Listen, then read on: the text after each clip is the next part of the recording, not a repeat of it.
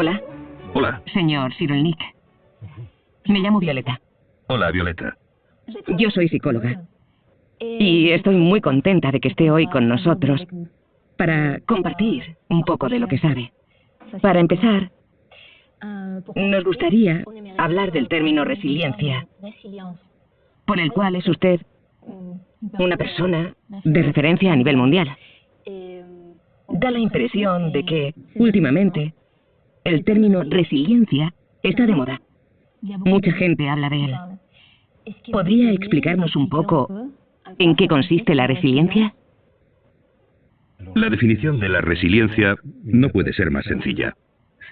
Es iniciar un nuevo desarrollo después de un trauma. No puede haber una definición más simple. Lo complicado es descubrir qué condiciones la permiten, es decir, la segurización, la recuperación, las relaciones y la cultura. Hay que unir todo esto para responder a esa pregunta.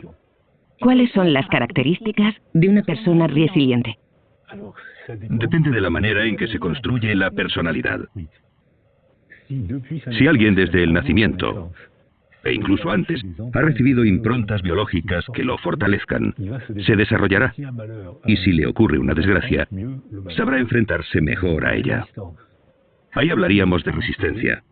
Si alguien está traumatizado y después de la desgracia es capaz de iniciar un nuevo desarrollo, entonces hablamos de resiliencia. Es decir, depende un poco de la persona y mucho de su entorno. De su entorno antes del trauma y de su entorno después del trauma.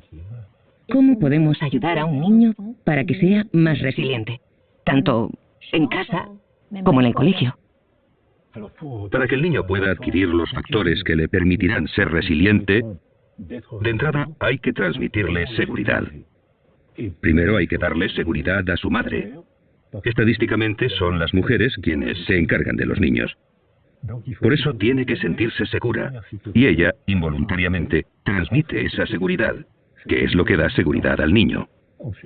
También hace falta un entorno seguro, estructurado por la madre y por alguien más, que puede ser el padre, la abuela, la guardería, el hogar familiar.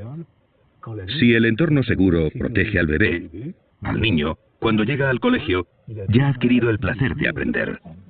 Y el colegio será para él una aventura, un estrés, un pequeño miedo que será capaz de superar. Volverá por la tarde a su casa y estará orgulloso de sí mismo. Le contará a su mamá lo valiente que ha sido y lo que ha acontecido en el cole. Si ha estado vulnerabilizado porque su madre ha sufrido agresiones, porque ha sido abandonada, porque ha estado enferma, porque la vida puede ser muy difícil. Pero los dos grandes factores que vulnerabilizan al bebé son la violencia conyugal y la precariedad social.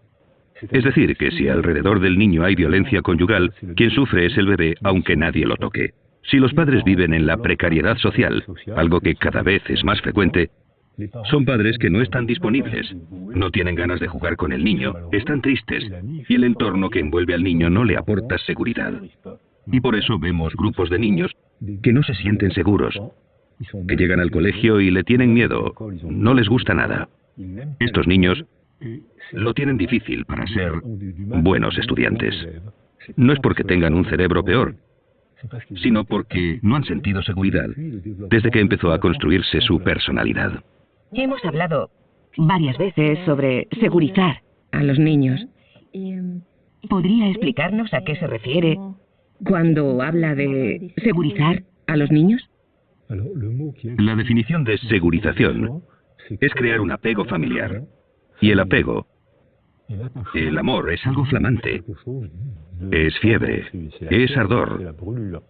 Está separado de la realidad. Mientras que el apego, por el contrario, se teje en el día a día, con la forma de hablar, compartir el desayuno, la forma de sonreír, la forma de enfadarse también. Está en la vida cotidiana, pero se va tejiendo en el día a día. Por lo que apego no es amor. Pero el apego, una vez creado, se convierte en un vínculo muy fuerte. Y los niños se sienten seguros por ese fuerte vínculo, porque es un sentimiento de familiaridad. Sé cómo hablarle a mi madre, sé cómo hablarle a mi padre, sé que cuando mi padre hace esto, no me debo fiar, sé que este gesto lo conozco, estoy tranquilo, estoy en casa, no tengo miedo, sé los comportamientos, sé lo que hay que hacer. Yo, niño, he aprendido a hacer esto. Estoy tranquilo, no angustiado. Aunque haya una adversidad, que siempre las hay en el día a día, sabré cómo gestionarla, no me angustia. Lo que crea esa seguridad en un niño es ese vínculo que se va tejiendo a diario, palabra a palabra, desayuno a desayuno. Las cosas cotidianas crean un vínculo que da seguridad al niño. Hay muchos hogares en que el padre trabaja, la madre trabaja, tienen poco tiempo, todo va muy deprisa, los niños tienen muchas obligaciones, actividades extraescolares. ¿Podría darnos algún consejo para estas familias?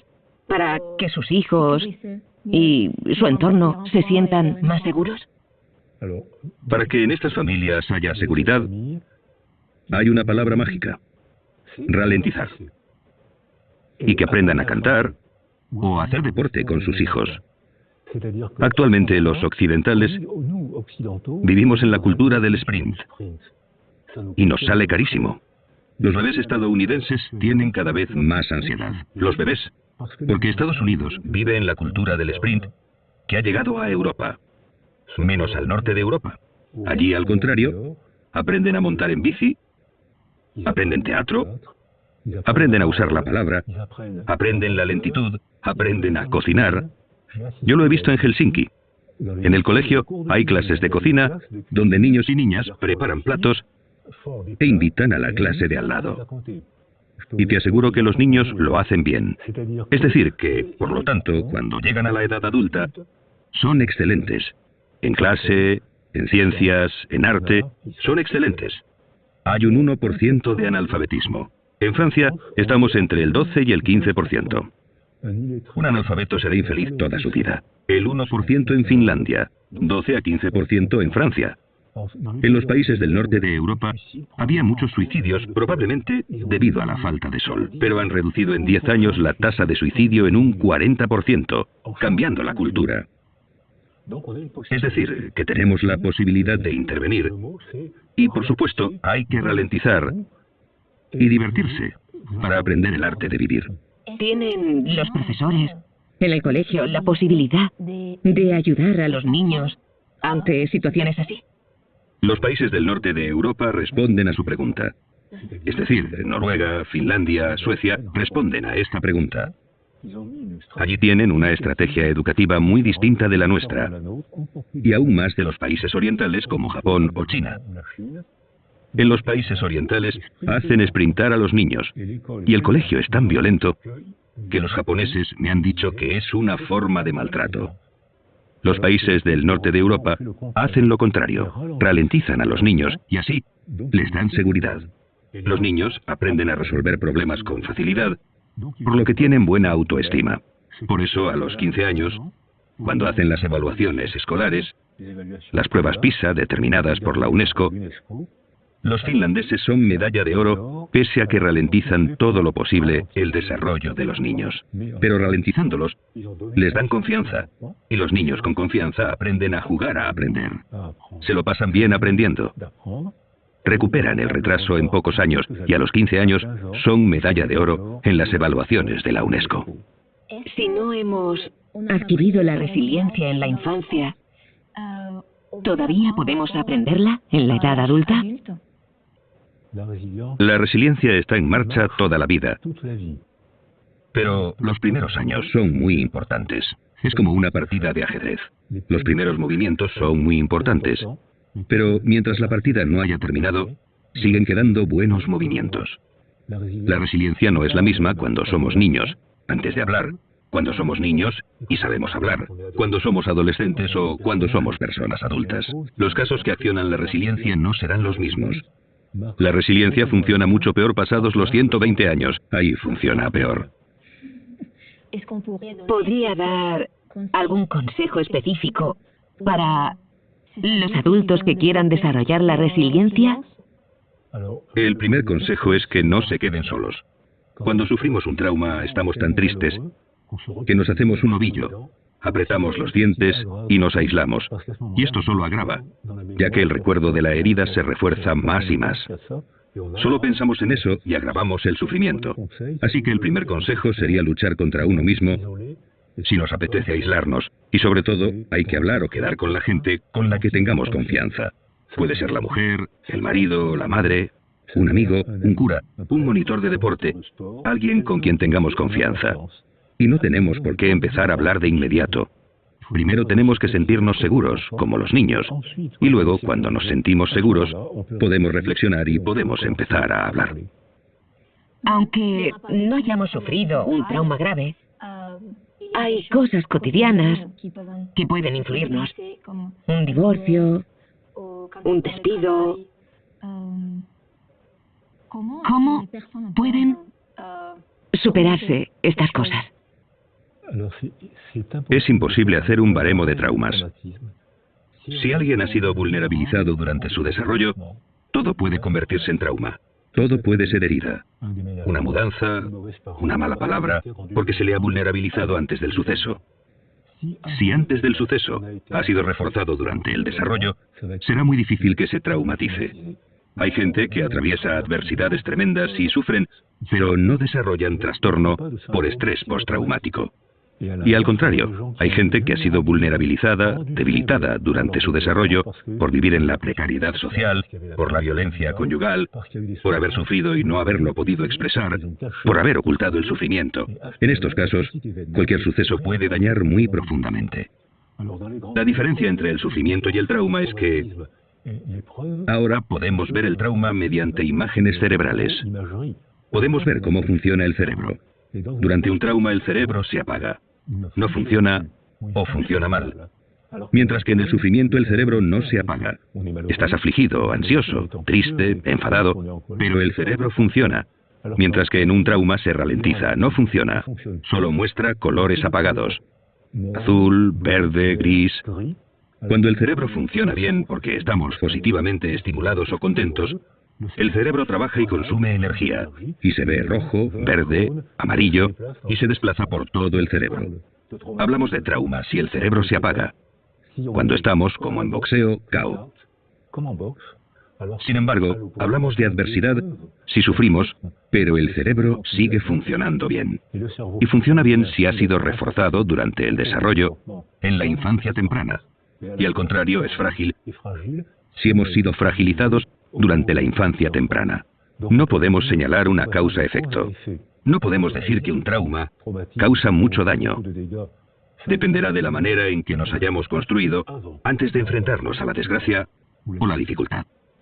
También habla sobre la diferencia entre el trauma y la representación del trauma. Así es. En un trauma se sufre. El sufrimiento forma parte de la condición humana. Estamos dolidos, tristes y sufrimos.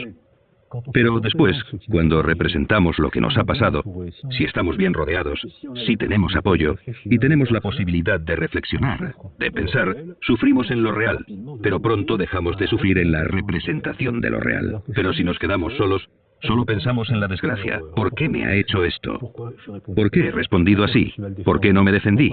¿Por qué nadie me defendió? Así agravamos el sufrimiento y nos dirigimos de cabeza a la depresión. Así que depende del apoyo que recibimos después del trauma. Es un apoyo afectivo. No tiene por qué ser un psicólogo. Puede ser un amigo, un cura, el marido, la mujer, alguien en quien confiemos. Pero necesitamos tener apoyo y para eso no debemos quedarnos solos. Hemos hablado de resiliencia.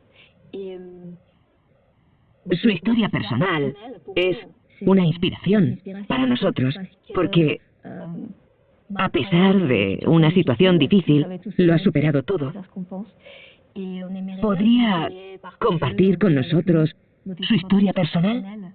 ¿Y cómo ha influido en su carrera profesional? Lo que motiva la psicología es la necesidad de comprender. Necesito comprender lo que me ha pasado. Muchos psicólogos tienen esta motivación. Tienen la necesidad de comprender algo que les ha pasado. Es una buena motivación, pero hay que trabajar, hay que leer, conocer, reflexionar. Es apasionante, es agotador, pero es apasionante. Nací antes de la Segunda Guerra Mundial. Mis padres eran judíos ucranianos y polacos. Mi padre se alistó en el ejército francés para luchar contra los nazis. Resultó herido y fue arrestado en la cama del hospital por la policía del país por el que luchaba y desapareció en Auschwitz. Mi madre y gran parte de mi familia también desaparecieron en Auschwitz. Yo fui detenido por la Gestapo, la policía francesa asociada al ejército alemán, cuando tenía 6 años y medio. Conseguí escaparme de unas condiciones surrealistas. Una vez liberado, cuando contaba lo que había vivido durante la guerra, la gente se partía de risa. Lo has oído bien, la gente se reía porque les parecía increíble. Y es que lo era. ¿Se partían de risa? Sí.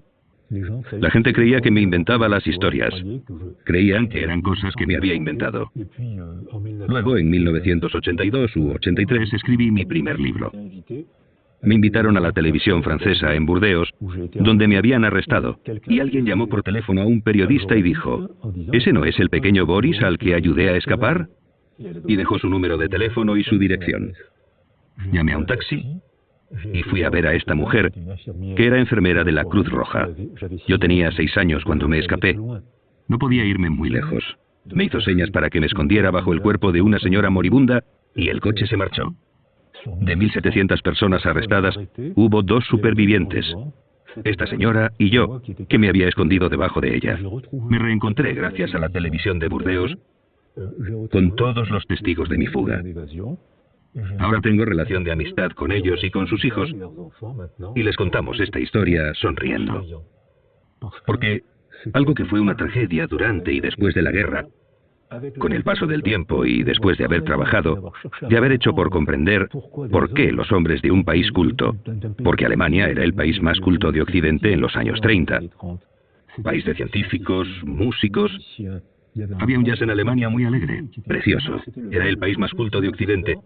Y fue en ese bonito país, en esa bella cultura germánica, donde sucedió una de las mayores tragedias de la historia humana, la Segunda Guerra Mundial y el nazismo. Pero ahora podemos hablar de ello sonriendo. Podemos intentar comprender. Con los hijos de esta señora y con los nietos de esta señora, bajo la cual me escondí porque estaba moribunda, hablamos de esto sonriendo. Tras haber escuchado su historia, me pregunto, para que un niño sea más resiliente, ¿los factores proceden del nacimiento? O sea, ¿son genéticos o tienen que ver con el entorno? El factor genético juega un papel muy pequeño. El sexo está determinado genéticamente. El color de los ojos, el color del pelo. Hay 7.000 enfermedades genéticas. Todo esto no dice prácticamente nada de la condición humana.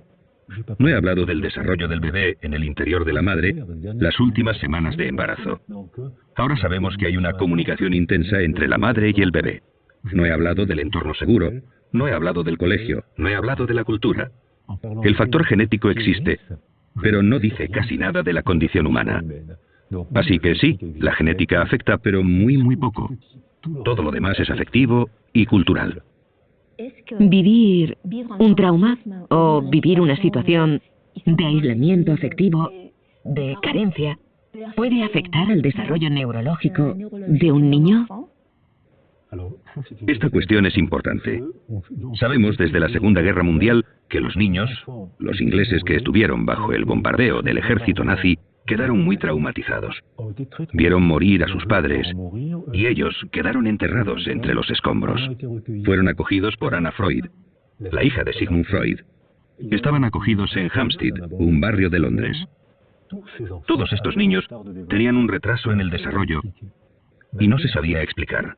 Ahora sí que sabemos, gracias a la psicología y la neuroimagen, se pueden hacer pruebas de desarrollo y ver que esos niños tienen un retraso. No hablan, dejan de hablar o hablan más tarde. La emoción les impide hablar. Y en un análisis cuantitativo se ve que estos niños no segregan hormonas del crecimiento ni hormonas sexuales, lo cual explica por qué las carencias afectivas tienen esa dimensión. Ahora con las imágenes cerebrales vemos que cuando el niño está afectivamente aislado, presenta una atrofia de los lóbulos prefrontales y de los circuitos de la memoria y las emociones. Y por contra presentan una hipertrofia de una serie de neuronas que tratan las emociones insoportables.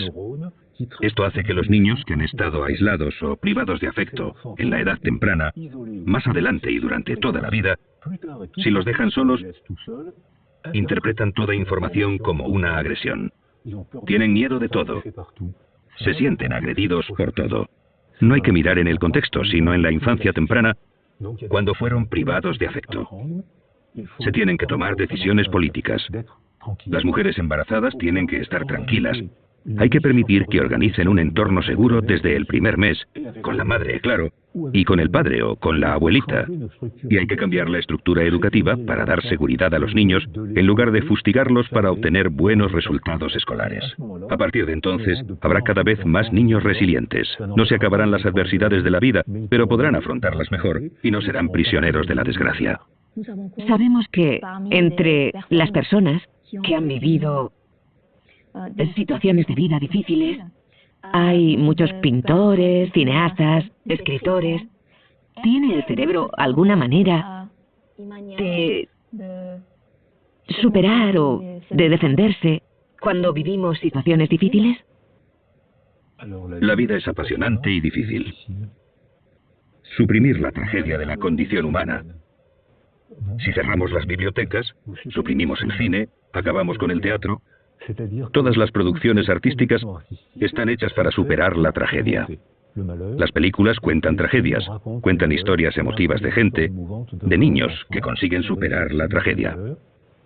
Y para nosotros son maneras de comprender, pero para los dañados, los traumatizados, es también una forma de pedirle al artista que sea su portavoz. Si me ha pasado algo que no tengo fuerza o valor para contar, porque si cuento lo que me ha pasado, para mí será duro y para ti difícil de escuchar, y vas a querer que me calle. Eso es lo que pasó después de la guerra, la negación cultural francesa, y en España puede que también hubiera, igual que en Alemania, y en todos los países que han vivido tragedias en la historia. La negación es protectora porque nos permite evitar afrontar el problema. Pero esta negación que protege obstaculiza la resiliencia, porque no afrontamos el problema. Sin embargo, cuando damos la palabra a los artistas, a los poetas, los cantantes, escritores, cineastas, ahí las emociones están controladas, porque podemos hacer del actor. El actor se convierte en nuestro portavoz, y él dirá lo que yo no tengo fuerza para decir. El desvío, el alejamiento de la emoción, el control de la emoción, la representación de la tragedia de manera soportable, ya sea con una película, una novela. Así los demás pueden intentar entender sin angustiarse ni sentirse incómodos por la tragedia. Si yo te cuento la tragedia que me ha ocurrido, vas a querer que me calle porque te incomodará. Y me dirás, bueno, ya pasó. Pero no, no ha pasado. Está grabado en mi memoria. Puedo callarme. Si me pides que me calle, yo me callo. Pero no ha pasado. Al revés, si me callo le daré vueltas y lo reforzaré. Si te digo, yo no tengo fuerzas para decirlo, pero ve al cine a ver tal película que cuenta una historia de una violación. Cuenta cómo consigue una mujer forcejear, defenderse, volver a la vida. Ve al cine a ver la historia de un exilio, para ver cómo se han adaptado a una nueva cultura, que no siempre fueron bien recibidos. Llorarás, te emocionarás y comprenderás. Y a partir de ahí, nos entenderemos mejor y podremos hablar gracias a los artistas. El arte juega un papel muy importante en el proceso de resiliencia. Además, todos los niños se benefician de esto, estén o no traumatizados. Se benefician de la función artística. Y debemos informarles, debemos entrenarles para convertirse en pequeños artistas. Porque como la madre está siempre ahí, el niño no necesita nada. Es ella quien lo recibe todo en lugar del niño. Pero cuando la madre se va a trabajar o a ocuparse de ella misma, hacer la compra, el niño está solo. Y tiene que aprender a soportar la marcha de su madre, haciendo dibujos y pensando, cuando vuelva mamá le daré este dibujo y se pondrá contenta. Me dará un abrazo y será una fiesta afectiva. Después, si mamá se va, si mis amigos se van, lo contaré. Escribiré un relato. Lo comprenderán. Es verdad que necesitamos una carencia para volvernos creativos. La carencia invita a la creatividad. En un niño totalmente aislado, su cerebro estará dañado y no podrá ser creativo. Pero un niño demasiado protegido tampoco invita a la creatividad.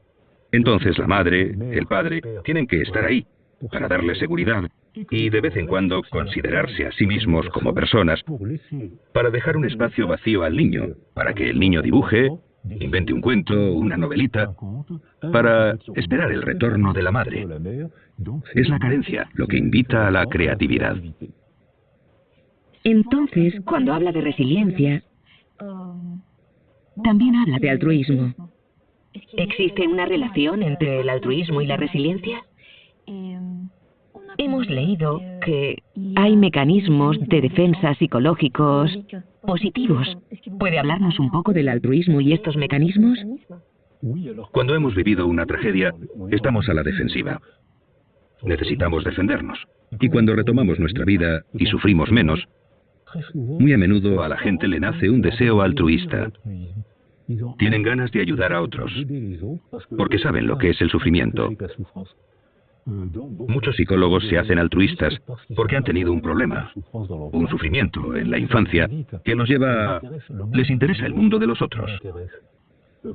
Cuando trabajé en el Congo con los niños soldado, cuando les preguntaba qué querían ser de mayores, casi todos me contestaban que querían ser periodistas o médicos. ¿Por qué periodistas? Porque tengo que contar esto.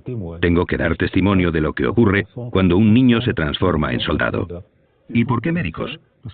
Porque sé lo que es el dolor y quiero aprender a proteger a otros niños del dolor. El altruismo es un mecanismo de legítima defensa para combatir el dolor. Muchos médicos, psicólogos, asistentes sociales conocen este proceso que es bueno, es moral, porque invita a entender y a compartir con alguien lo que hemos entendido. Pero, igual que las madres que deben estar ahí, pero no siempre, el terapeuta, el cura, deben estar ahí, pero no siempre. Es decir, que es necesario que el niño se vea invitado a la creatividad y que lo hagamos coautor de su desarrollo. Yo, adulto, te digo que te comprendo, pero tú, niño, puedes decir lo que piensas. Y así el niño traumatizado o el adulto herido contribuye a la reconstrucción resiliente. Pero hay que tener cuidado con este mecanismo. Hicimos una encuesta en Tolón, donde yo vivo, en la que contrastamos que el 50% de los enfermeros y el 50% de los psicólogos tienen depresión por agotamiento profesional. Porque cuando te centras demasiado en el otro, acabas por descuidarte tú. Por eso a mis estudiantes les digo, ¿queréis ser médicos y psicólogos? ¡Bravo! Pero, ¿qué más vais a hacer? ¿Cómo que qué más? Preguntan. Claro, si eres psicólogo, apúntate a un coro y aprende a cantar o a un equipo de fútbol. Haz algo más para preservarte tú, porque tú eres una persona también. No debes sacrificarte por otro.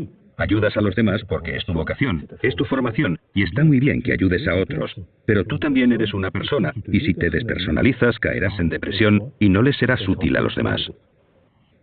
Cuando habla de altruismo, entiendo que habla también de empatía. ¿Hay diferencia entre el altruismo y la empatía?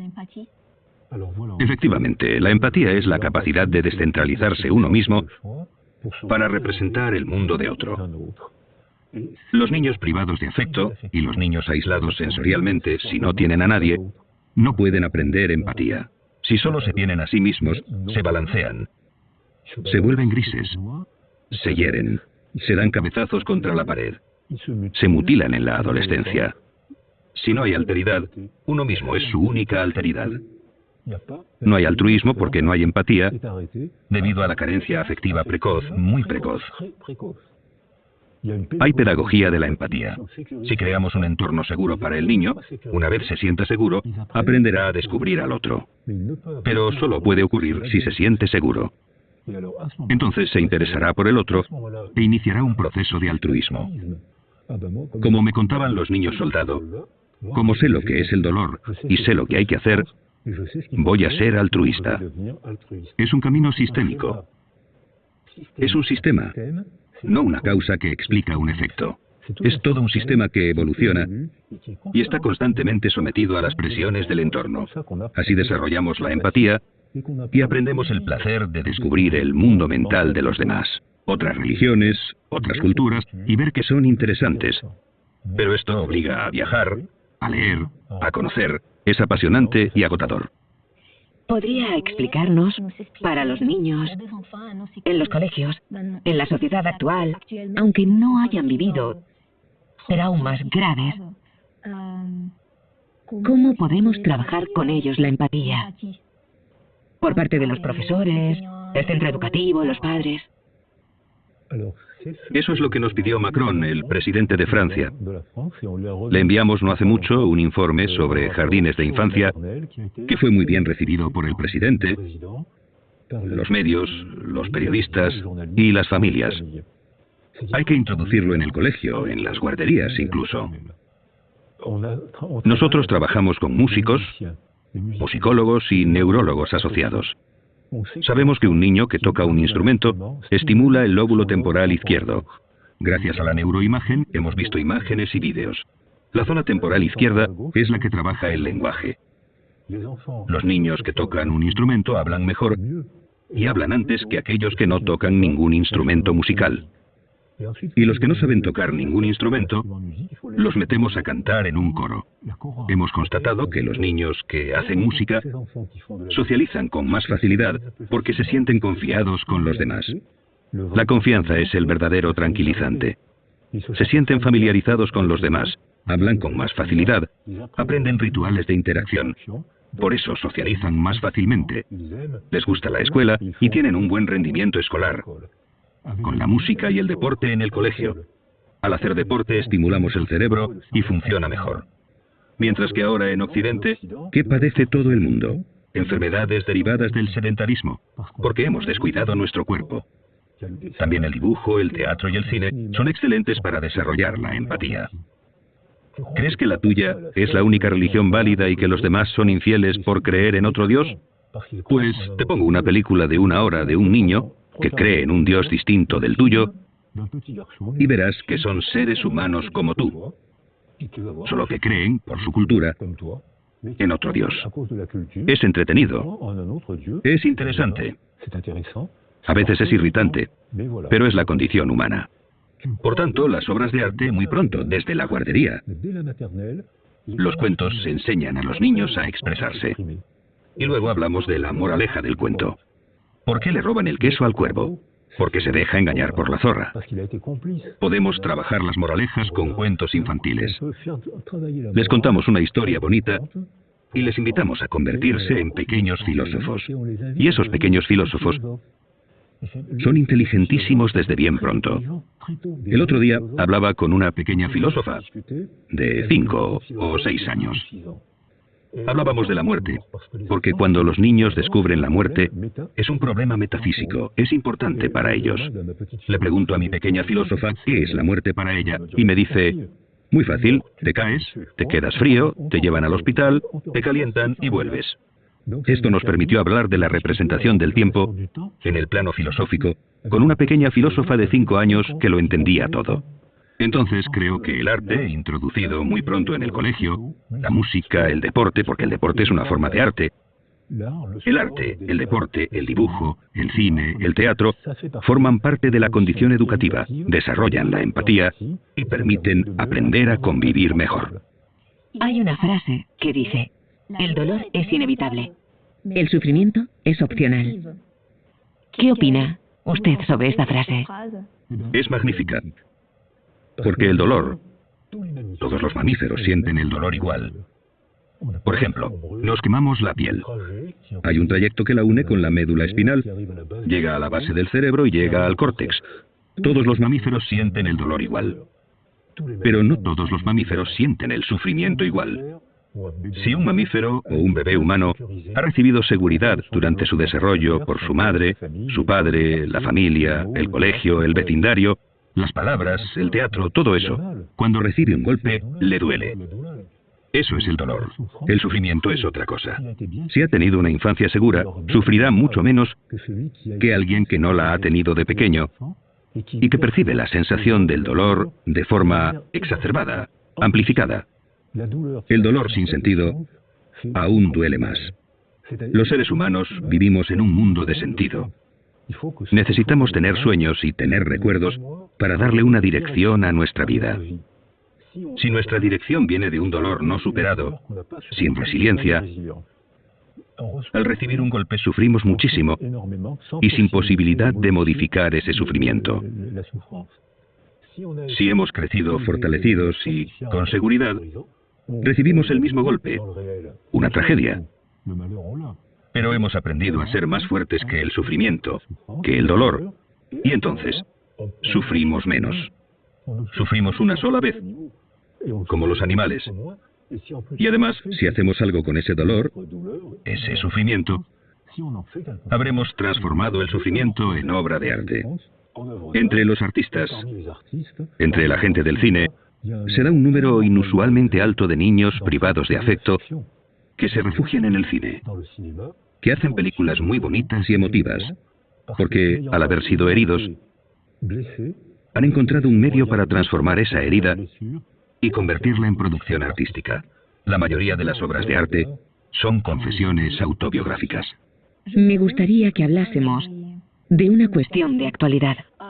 Ahora mismo, en nuestra sociedad actual, hay guerras, hay conflictos políticos, distintas migraciones, hay gente que sufre y hay mujeres embarazadas que también sufren.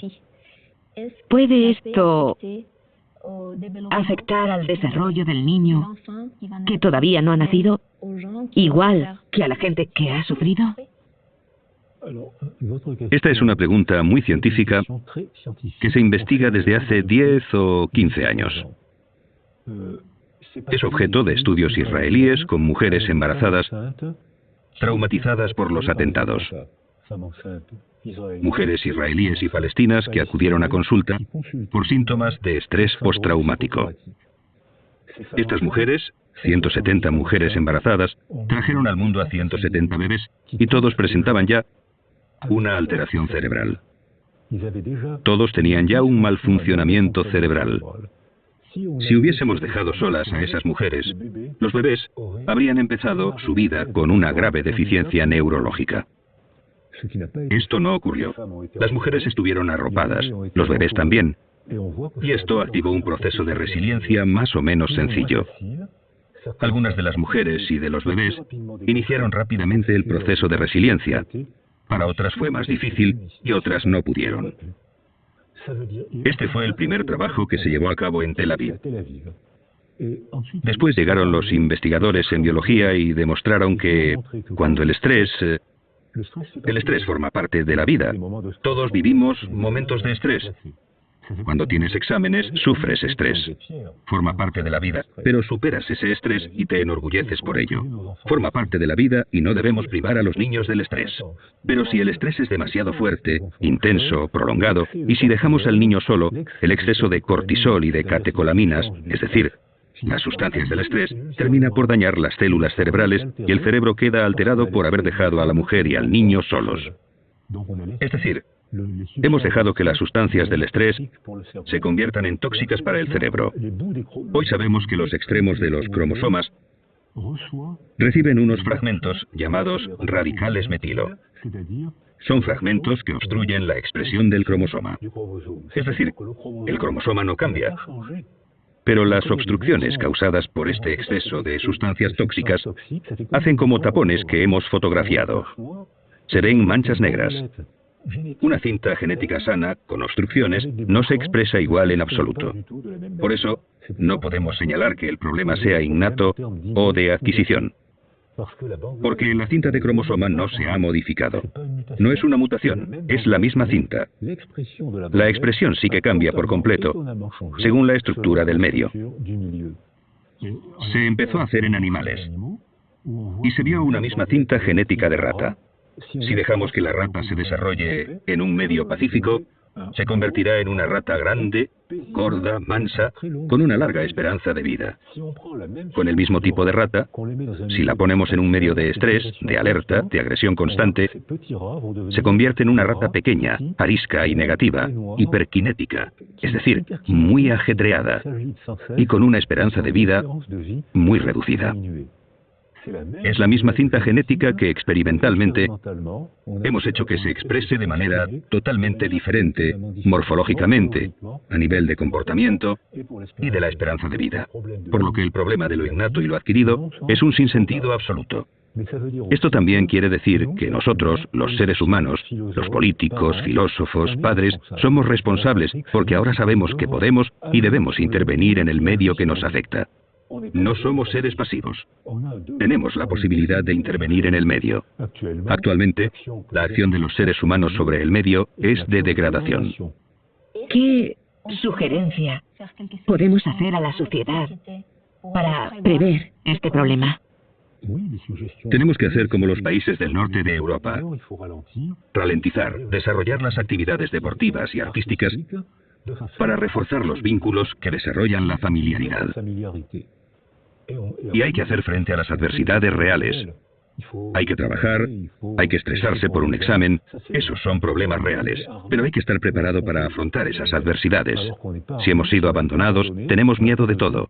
Y si hemos estado demasiado protegidos, también lo tenemos, porque no tenemos confianza propia. Necesitamos inventar una cultura que sea como el mar, con su flujo y su reflujo, como el día y la noche, como los latidos del corazón. Una cultura con ritmos. Los jóvenes ya empiezan a hacer esto. Cada vez se ve más gente joven que trabaja y que, de vez en cuando, respira. Puede que los jóvenes inventen probablemente una nueva cultura para combatir los efectos de la angustia provocados por la cultura tecnológica. La cultura tecnológica combatió el miedo de la Edad Media y el miedo que conocíamos hasta los 50. Eso ha sido gracias a la tecnología. Pero ha tenido como efecto secundario el desarrollo de la angustia. Puede que la cultura que van a inventar los jóvenes permita también controlar la angustia. Es muy interesante lo que ha compartido con nosotros. Le agradecemos mucho su presencia y esta entrevista. No, ha sido un placer. Gracias por invitarme. Merci.